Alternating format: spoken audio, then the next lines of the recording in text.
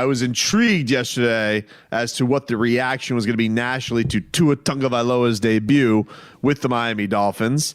And you know me, Leroy, I like going and searching for the stuff that'll make you crazy. It's what I do. I can't help who I am. I can't help who I am, Leroy. Okay? And I think you hate some of these guys too, like Arlovsky. So I think you'll be enjoying this as well with me. So let me give you some context to this. So Get Up yesterday, they were discussing Tua Tagovailoa's debut, but not only that, they were adding on to it a little bit of icing where I guess Adam Schefter had a report. Robbie, you were talking about this a little earlier. Do you remember exactly what Schefter's report was regarding Tua? It was something to the effect of they basically are that part of the reason isn't just that they think he's better, but they want to take him out for a spin, see if he's a franchise guy. Yeah, just because Houston Texans may have a high pick and they could be in line to get Justin Fields or a Trey Lance at quarterback. They want to know if Tua is better than those guys. Right. So basically, Schefter's saying that they got to see, as we say, you got to see what he's got. That's part of the reason. Now, I don't believe that's the case. I don't think Flores plays that game. I think Flores genuinely does think that he has a higher ceiling and can make this team better. But Arlovsky yesterday, beside himself, Leroy, that they would make this move after he's seen how good the Dolphins' defense is, and is upset that they've turned the keys over to Tua. Here's Arlovsky. You don't evaluate your quarterback when you have a playoff football team. I mean, that's what the Dolphins are, is a playoff caliber football team. So you should not be in the thought process of evaluating a young player. I'll sit here and say this, Greedy. If you told me Ryan Fitzpatrick was still the Dolphins starting quarterback today, I would pick them to win the AFC East. I've been that impressed with them over the last month, especially on the defensive side. They're that good of a team. And so I just can't connect the dots on that thought process for the Miami Dolphins organization. You're good enough to go win that division. The division is weak in 50% of it. You're good enough to go win the division. Don't bench a guy who's playing really good football that can go take you to the playoffs to evaluate Tua Tagovailoa at the quarterback spot. Let me ask you something, Leroy. Can I just say something? Can I say something? First. Okay, go ahead. Go ahead. Fine. Idiot. That is when you replace the quarterback even more so, because you have the support staff around him to still win in spite of him. Also, because let's not talk about the guys who won Super Bowls in spite of their quarterback. Yeah. So don't tell me that you can't win if you replace Fitzpatrick. Now, I told you why I thought they replaced Fitzpatrick. And you could clearly see it by the zip on the ball. Yes. That being said, if it opens up your offense and gives it more opportunities, you're not only taking the risk of, Tua not working out, but you're taking the risk of him opening up your offense. Here's the other thing, though. Look, Fitzpatrick is a nice story, okay? He's a nice gimmick, okay? I'm telling you what. Leroy, how many years has he been in the NFL? Okay, that's fine. How many years has he been in the NFL? Hey, 17? 17? Who's a quarterback that went to the Raiders when they went to the Super Bowl? Rich Gannon. Rich Gannon was a quarterback for 10 years before he... Okay. Add 7 more onto that, and then make it never making the playoffs. I'm not... Never. I'm never making the playoffs. Wait, but what does that have to do with this team? It means, why would you look at Ryan Fitzpatrick? You look at him over there, okay, Arlovsky, all right, end zone boy, and you look at Ryan Fitzpatrick, okay, that's the missing piece. He's never been the missing piece in 20 years. Hey, can I just say this? Why do people feel they have to justify the benching of Ryan Fitzpatrick? You don't. We all knew this was going to be the move anyway. So why you don't have to justify Fitz being benched? It's an unfortunate thing. It's a unique situation, but it's not unique to what plans a team may have for their quarterback position. Why is it unfortunate? Because, look, I told you from the beginning, very rarely is a quarterback benched after playing the way Fitzpatrick played the previous 2 weeks. I've never heard anybody feel this bad for a guy losing his QB job. And I feel like it's all because... In most cases, you lose your position from playing poorly.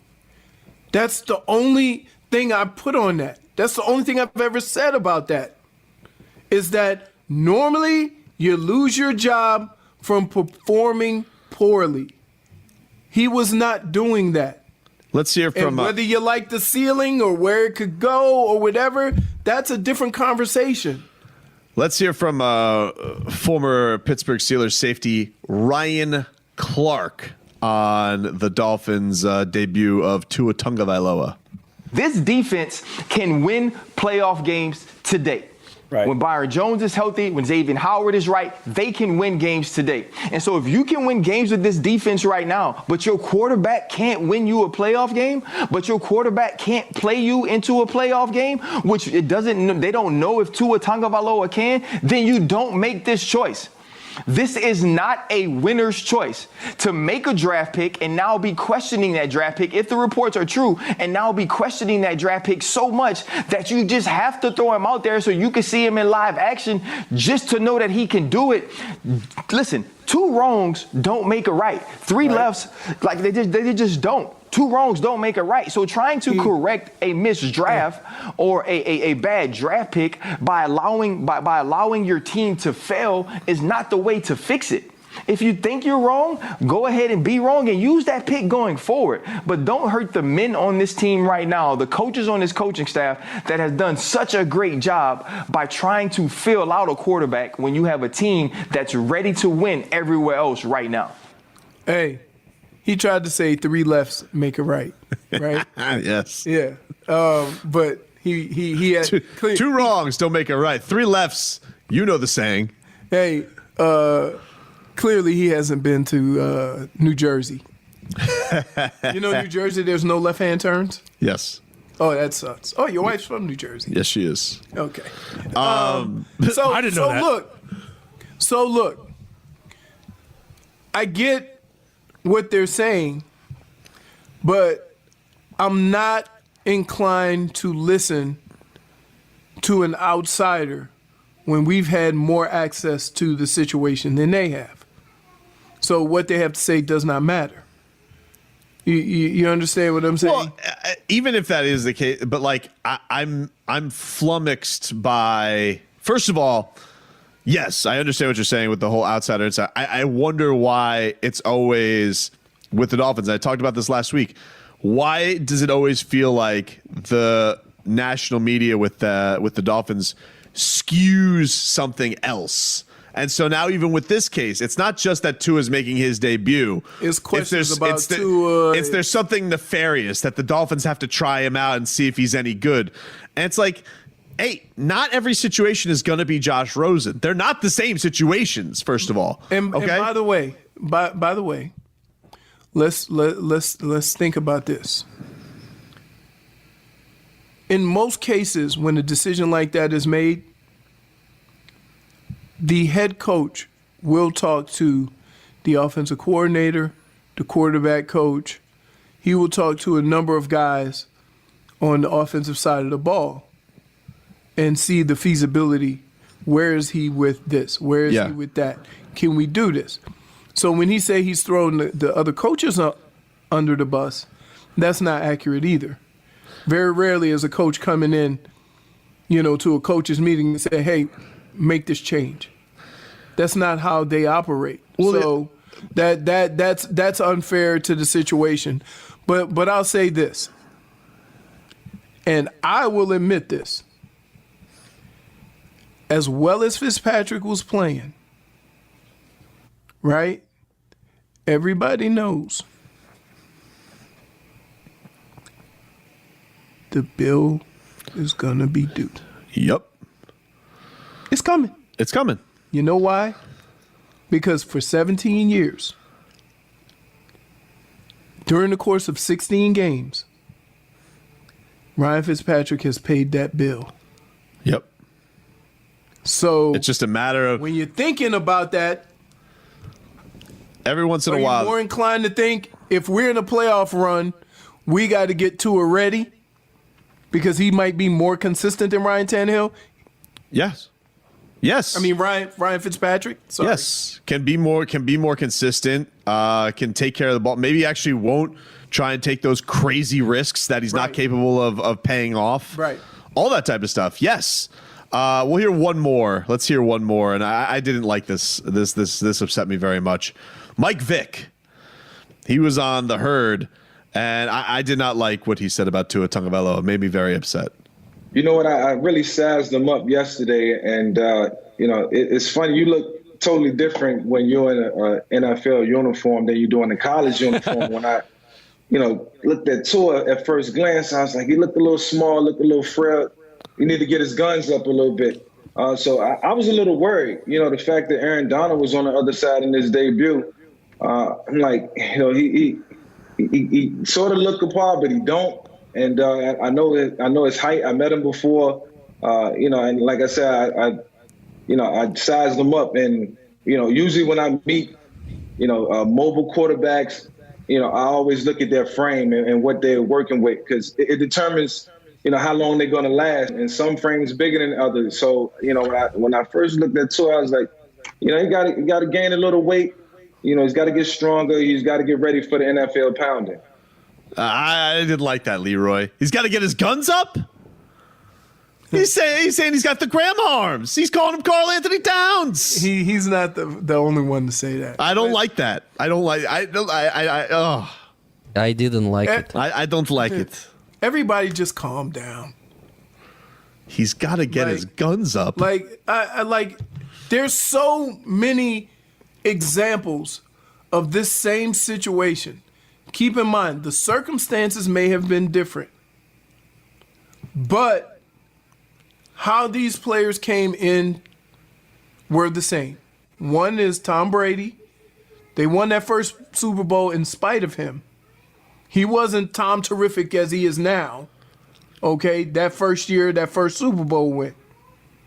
And the other one is Ben Roethlisberger. Go look at Ben Roethlisberger's run as a rookie. Go check that run out. Okay? Don't look at it now. Right? And so from that standpoint, I'm not buying it. I do believe this. If that defense plays like that and they continue to be stingy as far as points are concerned, you're going to be in every game. And Tua's going to have to make some plays, but it's not going to have to be, he's not going to have to be Aaron Rodgers, or he's not going to have to be Justin Herbert, or he's not going to have to be Joe Burrow. They ask something totally different of their quarterback because of where their team is. So let's not get caught up in that. This is a long-term thing. It's sizist. He's going out there and he's talking about Tua's arms. Hey, Fitzpatrick was out there with a beer belly. Yeah. It wasn't exactly, wasn't Mr. Olympia. The other thing you shouldn't do, you don't have to make your guy look good, right? By making the other guy look bad. Right. So you can text us at 786-360-0790. Text that ticket are driven by Kendall Toyota and West Kendall Toyota. We're back right after this. Last hour, we played a bunch of, sound bites from all the national analysts discussing Tua Tagovailoa's first start. We did not play one, and I really wanted to hear this one. Let's hear it. Stephen A. Smith, he sounds off on the decision to start Tua. We're going to judge him according to what we see from Justin Herbert, too. Because there was so much noise and coming into the draft. There was but I'm just saying, but Joe Burrow's number one overall, and we understand that. Even though if Tua had never gotten hurt, he might have been that guy. But we look at Joe Burrow, he's number one overall.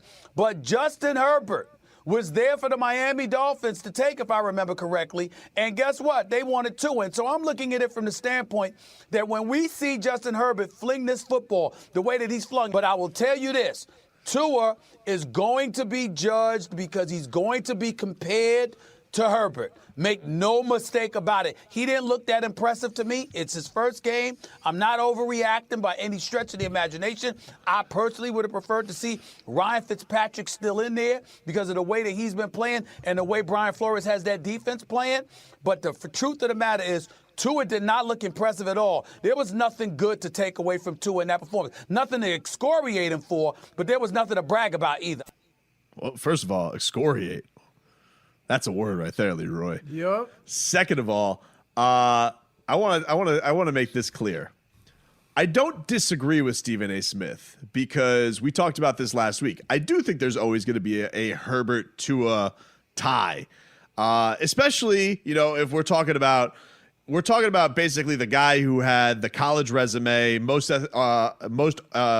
accurate passer anybody's ever seen, all that type of stuff. But he is a weird quarterback. He's lefty. He's a little bit smaller. While Herbert was the prototype, and everybody kind of said, "Yeah, but he's not a winner," and all that type of stuff. So he is right. There is always going to be a Herbert to a tie. Here's where Stephen A. Smith is a liar. Okay.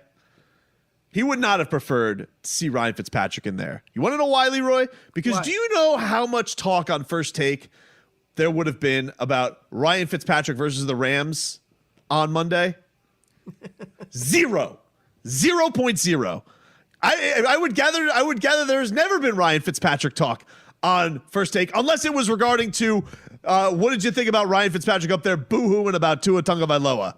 So he's a liar in that regard. He wouldn't have rather seen Ryan Fitzpatrick. Look,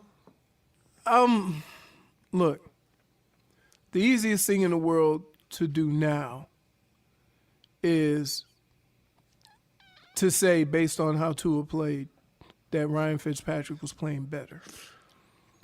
And based on how that game went, how much better would it have been? Might have been worse. Maybe he goes and throws 3 picks back the other way.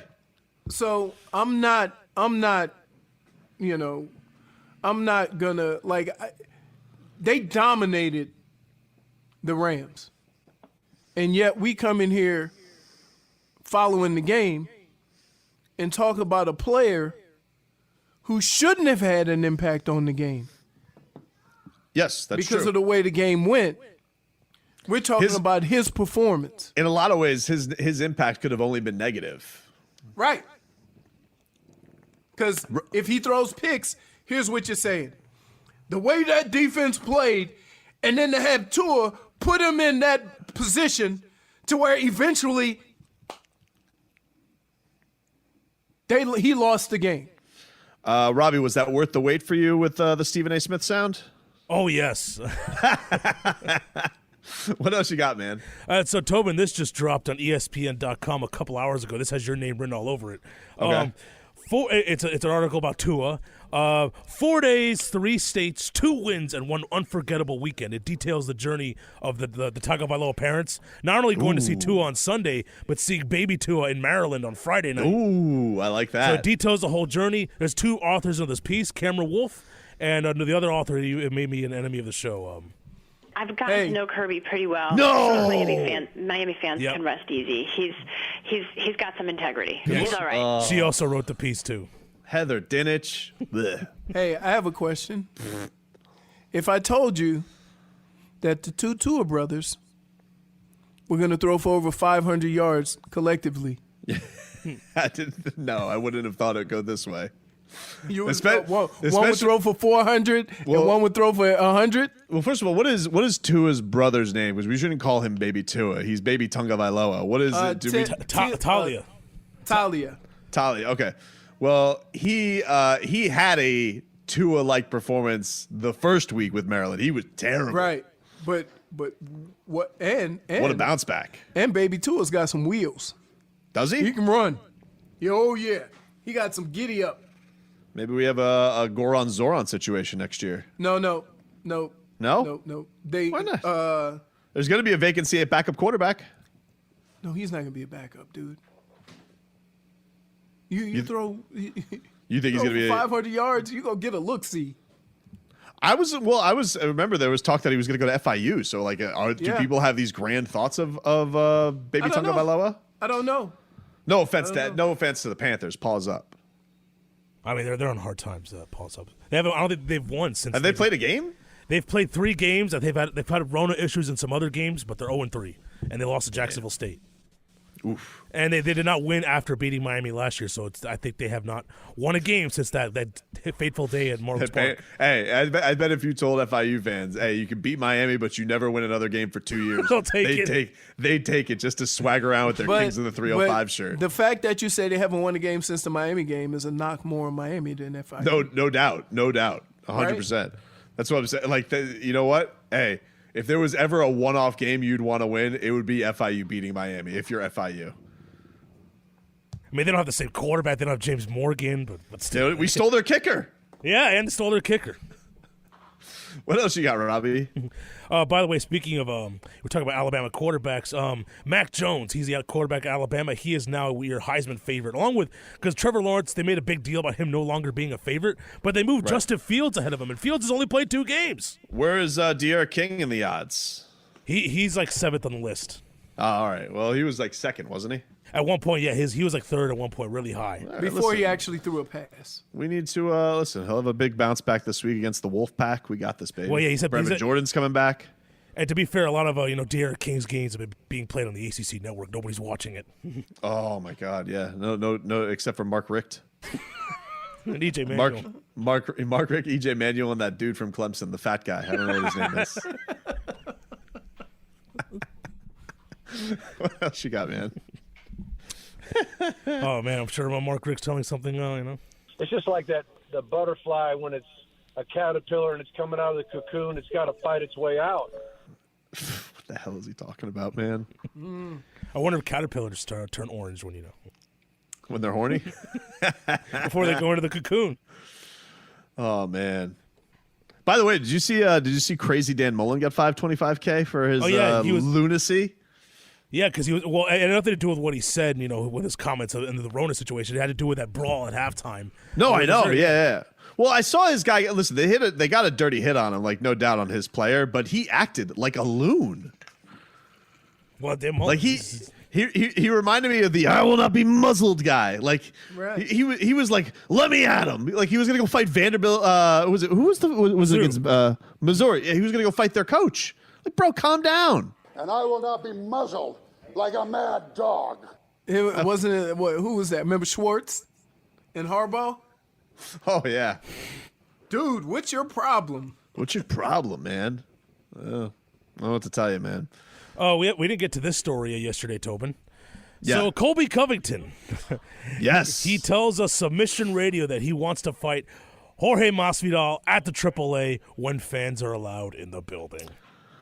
What does he want? Like, I watched this interview, Submission Radio. Those guys do a good job. They're the Australian. They're like kind of like an Australian Ariel Helwani and I guess Luke Thomas and Brett Okamoto. Yeah. So I heard him say this. He threw out him versus Jorge Masvidal at the American Airlines Arena when fans are allowed. He knows he's gonna get is that gonna be the loudest booing of all time? Like everyone's gonna hate his guts there. But he doesn't care. That's what he wants. Action is action. But does Masvidal take that fight? Oh yeah, he can't pass that up. I don't know. Well, listen, he may think he's bigger than that, dude. Though, but Pride. Here's the thing. Colby, I know a lot of people hate his guts, but Colby is one of the best welterweights on the planet. He's deserving of fighting a top contender or getting to the title fight, and so is Jorge. Like they have to fight. They have to. If we're gonna determine who fights for a championship, but they're not fighting for the belt, they need to fight each other. And Leroy, this is the greatest fight lead up of all time. Okay, you're talking about a guy in Colby Covington who used to sleep on Masvidal's couch, BFFs. Okay, then they hate each other's guts. Colby, who was at American Top Team since he was a child, is made to leave the gym. He now trains at MMA Masters in Miami while Jorge gets to stay at the gym. Doesn't even make sense. All right, Colby lives in Broward. All right, now travels down to Miami. Jorge lives in Miami, now travels up to Broward. A waste of a drive. All right, so they're at 2 different gyms, and now Jorge is trying to steal the Trump shine from him. He took Trump. He took him. Like Colby was like, yes, but like Trump is calling him after his fights. And now Jorge's doing the speeches at the rallies. It must drive Colby nuts. It's got everything. All right. 954 versus 305. Now it could be a very boring fight because Colby could just try and take him down 100 times and have no interest in Jorge Masvidal striking with him. Hey, the last guy. Ben Askren tried to take him down. Right? Got the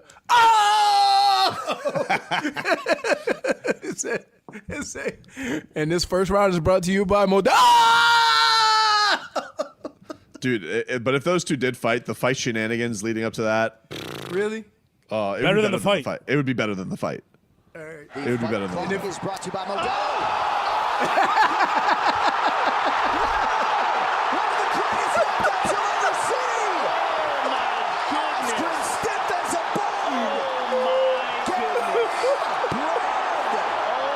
Hey, what was more incredible? That or the guy going Mortal Kombat on the dude?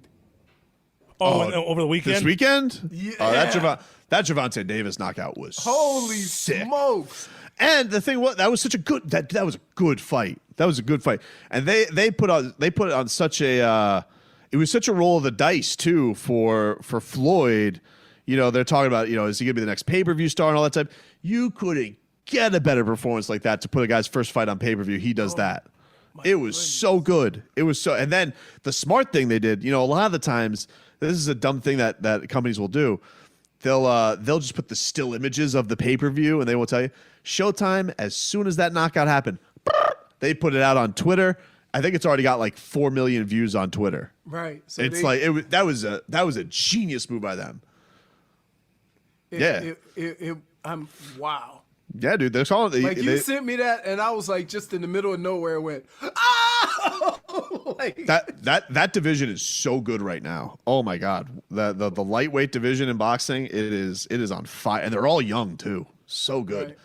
Right. We'll take a quick break. Robbie. Oh yes. Are you ready to do this for America? For America, get your money. The Election Day Magnificent Seven is next.